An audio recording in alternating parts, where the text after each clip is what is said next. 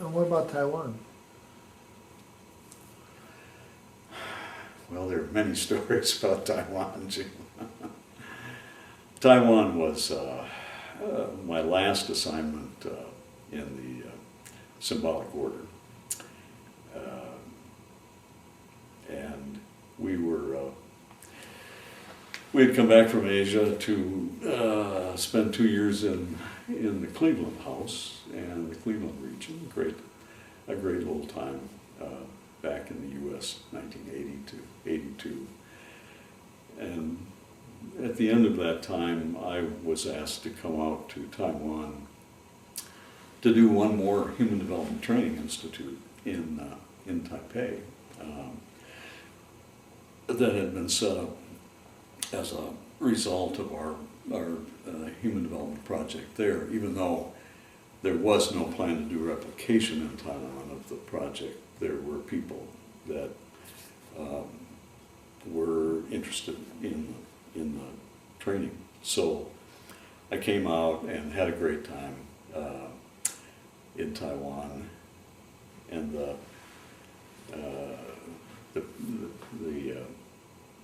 director of the IC office there was actually moving back to the U.S. in the fall, and I think he recommended me to, and Roxana, my wife, to come out to take his place, Bruce Macomber. And we were delighted with the assignment. We thought, great to get back into Asia. Roxana and I both loved Asia. And it was a time we were shifting from our work in primarily focused on village community development to community in a larger sense, in one way of thinking about it, to organizations, to working with agencies and government bodies and corporations. I'd been doing some of the lens strategic planning process with corporations during my last years in Singapore and Malaysia. And I had just encountered in 1982 in the spring, before I went to do the Human Development Training Institute in Taiwan, an attempt by some of our colleagues to package some of our social methods in such a way that they could be marketed to corporations. There was a couple working in Minneapolis, Rick and not Nancy, but Loudermilk. Anyway, they had developed a program for an insurance company called Effective Supervision, and it used our methodologies for training supervisors. And we actually had a chance to look at that as part of one of our regional meetings, and I said, this is part of the future. So when I went to Taiwan, one of the first things we did was the transition from the village project there. HIO was our demonstration project. It's been a marvelous success economically, an incredible victory, and the government was really in awe of what had happened there. So we had a lot of credits built up, a lot of cachet in the ruling circles in Taiwan. But we also had quite a decent collection of corporate sponsors of our project. Macomber had done a great job of generating corporate funding for the HIO project. And I said, I think we can, we were working on actually two fronts, I guess I should say. One was, as we closed the project in HIO, we were getting ready for an international exposition of rural development. So there was one part of us was working on how we were going to share approaches that had worked in Taiwan with people all around the world at this grand event in India, which we weren't invited to, by the way, because People's Republic of China had said, we don't want Taiwan there. But we nonetheless went ahead as if we were going to be there. And I worked with Sir James Lindsay, who was chairman of our board, I think, at that time. And he had business connections in India, and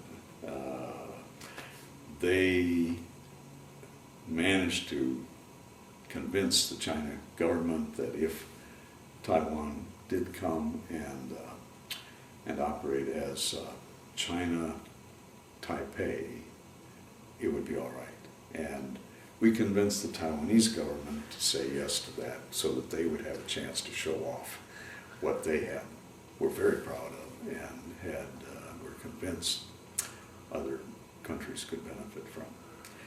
So it was we won on that one. But at the same time, I decided we wanted to try to get these corporate donors shifted into corporate clients for training and facilitation services. And so we started our own effective supervision course, which became effective leadership course. And I was communicating with people in Toronto who were working on a similar track, and then people in Chicago, and then soon I think people in Phoenix, so that we had a little network of people beginning to develop what came to be called the top training system. So our time in Taiwan was devoted a lot to working in the corporate sector, and as we moved toward the end of our time in Taiwan, we began to move into the environmental arena and to work with small groups that were beginning to emerge. Taiwan was democratizing at the same time. It was moving from what had been under Chiang Kai-shek, pretty much a dictatorial government that when we came, he had died, and his son Chiang Ching-kuo was president, and he was setting Taiwan up for being a democracy in spite of resistance from the Nationalist Party, who would prefer to have kept a much more hierarchical system. And then after his death, a good friend of ours became president, and one we worked with in the rural development effort. And Taiwan moved very strongly into the democratic camp. So we were there to watch that transition, which was a very exciting kind of time. But yeah, we went from the village work to the corporate work, which was quite a shift, and yet we were doing much of the same training, much of the same attempt to build community. How do you help people work together effectively in a common mission? And then let's think about what that mission is and why we want to do that.